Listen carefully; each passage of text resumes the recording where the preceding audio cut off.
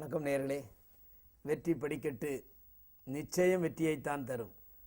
அந்த நம்பிக்கையோடு தான் வசந்த் டிவி வெற்றி படிக்கட்டு நிகழ்ச்சியை நடத்துகிறது. வாழ்க்கையில் பெரியவர்கள் சொல்லுவார்கள், செய்வன திருந்தச் செய் என்று.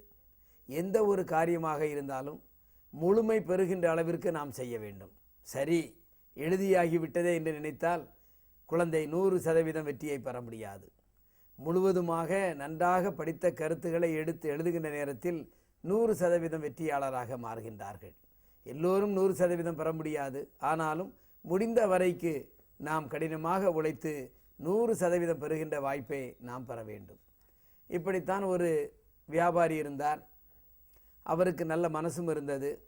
வியாபாரத்தில் அதிகமாக லாபம் வந்த நேரத்தில் அவர் ஏழைகளுக்கெல்லாம் சாப்பாடு போடுவார். அப்பொழுது ஒரு பெரியவர் வந்து, நீங்கள் ஒரு அன்னச்சத்திரம் கட்டுங்கள், அங்கே தினமும் சாப்பாடு போடுங்கள், மக்கள் உங்களை தினமும் வாழ்த்துவார்கள் என்று சொல்லி அவரிடம் வற்புறுத்தினார். அந்த வியாபாரியும் உடனே ஒரு அன்னச்சத்திரம் கட்டினார். அன்னச்சத்திரம் கட்டினாரே தவிர அதில் சாப்பாடு போடுகின்ற நேரத்தில் அவரிடம் மக்கி போன அரிசியை தினமும் அங்கே அனுப்பி கொண்டிருந்தார்.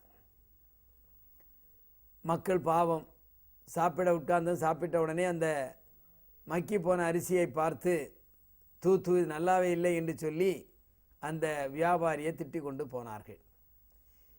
அந்த வியாபாரியின் வீட்டில் திருமணம் நடந்தது. மருமகள் வந்தாள். மருமகள் இதையெல்லாம் கேள்விப்பட்டு ஒரு நாள் அந்த மக்கி போன அரிசியை அந்த அன்னச்சத்திரத்தை எடுத்து வந்து சமைத்து மாமனாருக்கு பரிமாறினார். ஒரு வாய் வைத்தவுடனே தூ இது என்ன நாத்தம் பிடித்த அரிசி என்று சொன்னார். அதற்கு மருமகள் சொன்னார், மாமா, நீங்கள் சத்திரத்தில் போடுகின்ற அரிசியை வைத்து தான் நான் சமைத்தேன். எல்லோரும் சொல்லுவார்கள், நாம் என்ன சமையல் செய்து மக்களுக்கு போடுகிறோமோ அதுதான் சொர்க்கத்திற்கு போனால் அங்கே போடுவார்கள். எனவே நீங்கள் சொர்க்கத்திற்கு போனால் அங்கே சாப்பிடுகின்ற அரிசி நீங்கள் போட்ட அரிசியாகத்தான் இருக்கும், அந்த நாத்தம் பிடிச்ச அரிசியாகத்தான் இருக்கும். எனவே நீங்கள் இப்பொழுதுமே இதை சாப்பிட்டு பழகி கொள்ளுங்கள், அங்கே மேல் உலகத்திற்கு போன பிறகு அது எளிதாக இருக்கும் என்று சொல்லி அந்த மருமகள் நாசுக்காக அந்த மாமனாரிடம் சொன்னார். மாமனாருக்கு புரிந்து விட்டது. உடனே அந்த மருமகளை கூப்பிட்டு, நான் உணர்ந்து கொண்டேனம்மா, நான் அன்னசத்திரம் கட்டினேன், கொடுக்க வேண்டிய எண்ணம் எனக்கு இருந்தது, மக்களுக்கு கொடுக்க வேண்டும் என்று சொல்லி. ஆனால் அதை திருந்த செய்யவில்லை. செய்வன திருந்த செய் என்பது போல அவர்களுக்கும் நல்ல அரிசியை நாம் போட்டிருக்கலாம், தவறிழைத்து விட்டேன். இனிமேல் அந்த அரிசியெல்லாம் எடுத்து வந்து விட்டு நம் வீட்டில் இருக்கின்ற நல்ல அரிசியைத்தான் நான் தினமும் அவர்களுக்கு உணவாக படைப்பேன் என்று சொன்னார். இதிலே இருந்து நீங்கள் புரிந்து கொள்ள வேண்டும், ஒன்று செய்வன திருந்த செய்ய வேண்டும். செய்யாதவர்களை எப்படி திருத்துவது? அந்த மருமகள் சாமர்த்தியமாக செய்தார்கள். காரணம், இவர் வசதி படைத்தவர், அந்த மாதிரி அரிசியை சாப்பிட்டதில்லை. மோசமான அரிசியை அங்கே அன்னசத்திரத்தில் போட்டதை எப்படி அவரிடம் சொல்லுவது?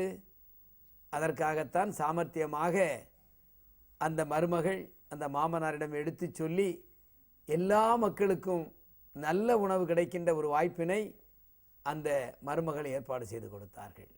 மாமனார் செய்கின்றார், நாம் எப்படி அதில் தலையிடுவது என்று அந்த பெண் நினைக்கவில்லை. காரணம், குடும்ப பாசம்.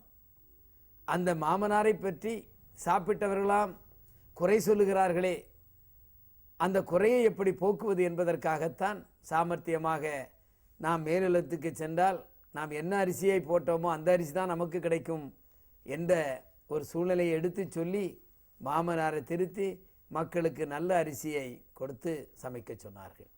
எனவே எந்த ஒரு காரியமாக இருந்தாலும் நாம் திருந்த செய்தால், நல்லபடியாக செய்தால், 100% திருப்தியாக செய்தால் வாழ்க்கையில் நிச்சயம் வெற்றி நமக்கு கிடைக்கும்.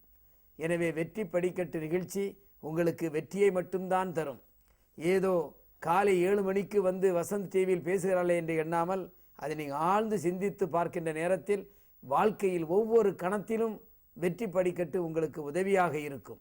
வெற்றி படிக்கட்டு மனதில் இருந்தால் நிச்சயம் நீங்கள் வெற்றியாளர்கள் மாறுவீர்கள். என்ற உத்தரவாதத்தை வசந்த் டிவி உங்களுக்கு தருகிறது. வசந்த் டிவியின் அந்த வெற்றி படிக்கட்டு நிகழ்ச்சியை காலை 7 மணிக்கு பாருங்கள். வெற்றியாளராக மாறுங்கள். அந்த மாறி அந்த வசந்த் டிவிக்கு நன்றியை சொல்லுங்கள் என்று சொல்லி மீண்டும் உங்களை நாளை காலை சந்திக்கின்றேன். நன்றி, வணக்கம்.